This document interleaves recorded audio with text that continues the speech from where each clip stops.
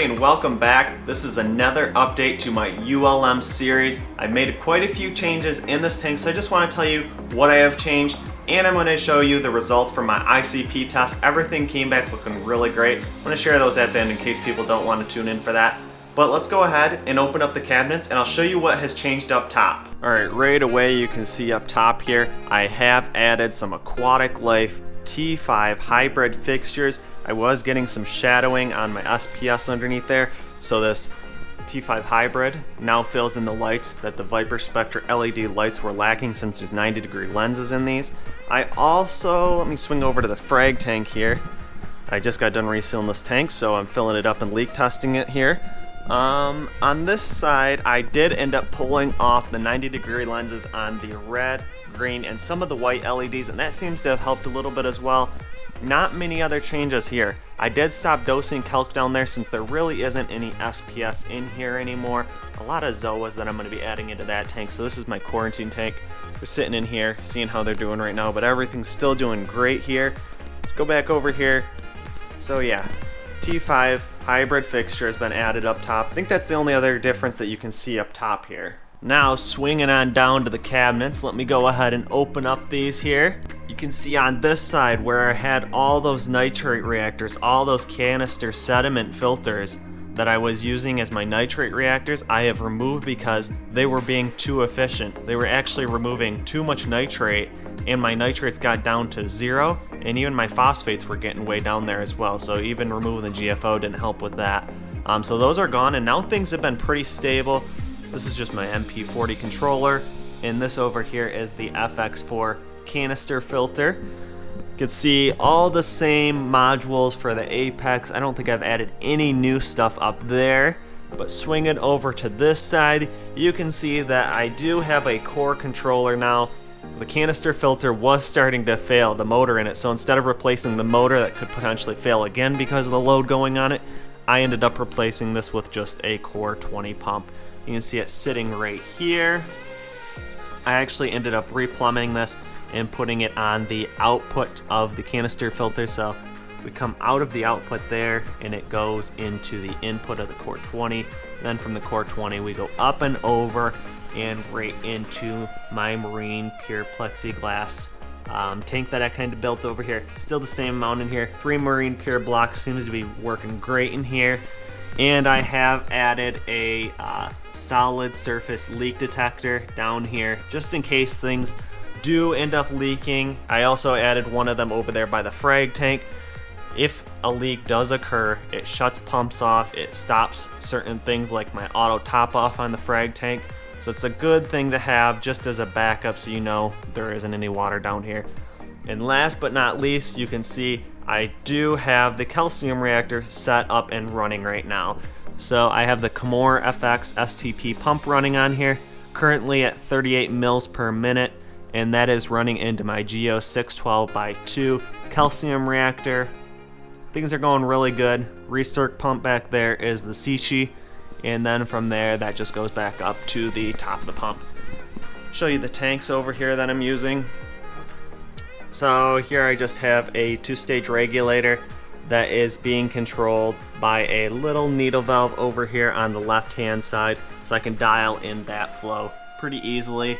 And I did build a plexiglass kind of holder for that to hold that tank up as well because it wanted to tip over. And down here on the bottom is the other controller for the MP40. I'm not going to get into any stocking of what I have in this tank right now. I keep saying this, but those are my next videos, hopefully to cover the livestock, both fish and coral.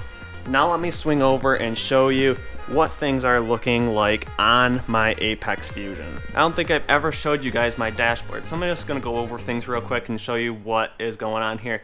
This is my heater for my 120 gallon tank. You can see it does get down a little bit because I turn the heat way down in the house, but then the lights come on the hybrid fixtures and everything starts to heat back up later in the day. I'm not too worried. We're only getting down like 0.6 degrees below, so we don't even get down to 76. Plenty safe. The frag tank's staying at 77 degrees. The pH of my 120 gallon is getting down to about 7.9. I have seen it even get down to 7.8, which is pretty low, but I did notice that if I do not clean the sponges off of the MP40 heads, we don't get as much surface agitation up here, and that does not release the CO2 out of the water, and that makes the pH drop quite a bit. So when I clean those sponges, I see this come back in line where it is right now. Frag tank is between 8.35 and 8.1 on the pH. You can see all my other sensors and valves control that I'm using here. I do have a flow sensor also on the output of that canister filter. Forgot to show you guys that, but that is right here. That is very nice so that I'm able to dial in the flow, and I actually tested it with the old pump with the motor on the canister filter, and it was only pushing about 90 gallons per hour. So right now 176 gallons per hour is doing great, and I'm only running the Core 20 I think at like 20%, yeah, only 20%, and that is what I'm getting out of it, about 176 gallons per hour, which is a little bit on the low side, but it is pulling through that entire canister filter as well as pushing through that marine pure block. Also, if my nitrates keep dropping, I could maybe turn this flow down a little bit lower so that there is not as much flow going through there, not much of a chance for those nitrates to get broke down into nitrogen gas and get off-gassed off the top of the tank. And last but not least, you can see my pH of my calcium reactor is between about 7 and 6.97. I have it to turn off if it hits 6.95. I'm back on at 7.05. So you can see I got this dialed in so well that it has not turned on and off in the last 24 hours. Things are staying perfectly stable there. I do want to mention that I did have a little bit of trouble dialing it in. I started trying to dial it in, I think at like 6.85 to 6.95, and there was too much alkalinity being added into the tank. The alkalinity actually got up about to 13, 14 at one point, but now I got it dropped down to back around 11. A little bit on the higher end, but that's where I'd like to keep my SPS growing nice and fast. But yeah, I think those are the major changes that I've made to this tank. Removed the nitrate reactors, added the Core 20 and the flow valve on here, and added the calcium reactor with the Aquatic Life T5 fixture.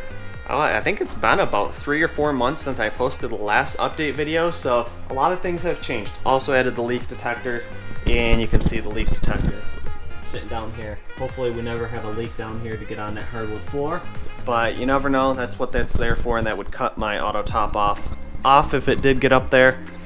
Now I'm gonna go ahead and switch over and show you guys my ICP results. So I'm gonna switch and actually do a screen recording of this so you can see the results a little bit better. They are public, so you are able to go out there and search for these if you want to see them in a little bit more detail, but I'm gonna just hit the highlights of where things were low and where things were high from my ICP test. Okay, first up I pulled my RODI up. You can see there's no salinity, there's no carbonate on here. So I'm gonna scroll down and just show you these areas real quick where there was maybe some problems.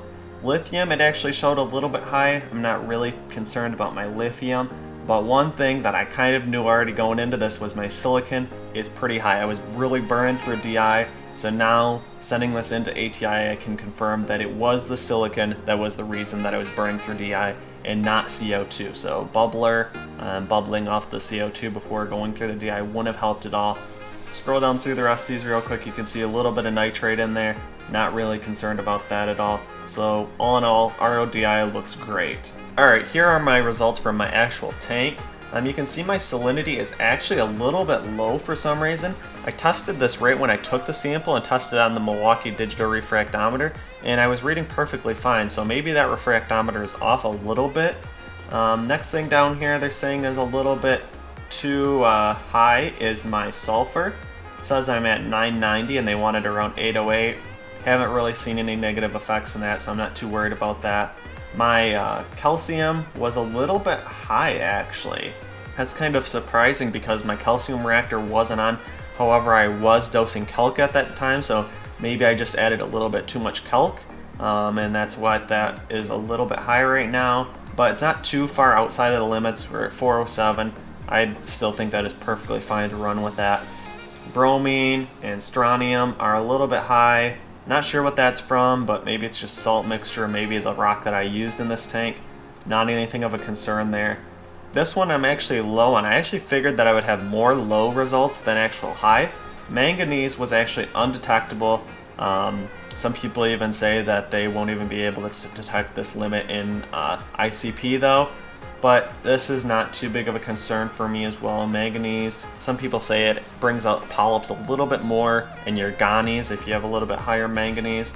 I don't think there's any detrimental effects, so we'll see. Now turning on my calcium reactor though, if some of these results start coming up, if my manganese does come back in line because it's breaking down the SPS skeletons and dosing them back into the tank. So maybe some of these trace elements might increase a little bit. The rest of these results just say that everything is perfectly fine. My phosphorus and phosphate a little bit high.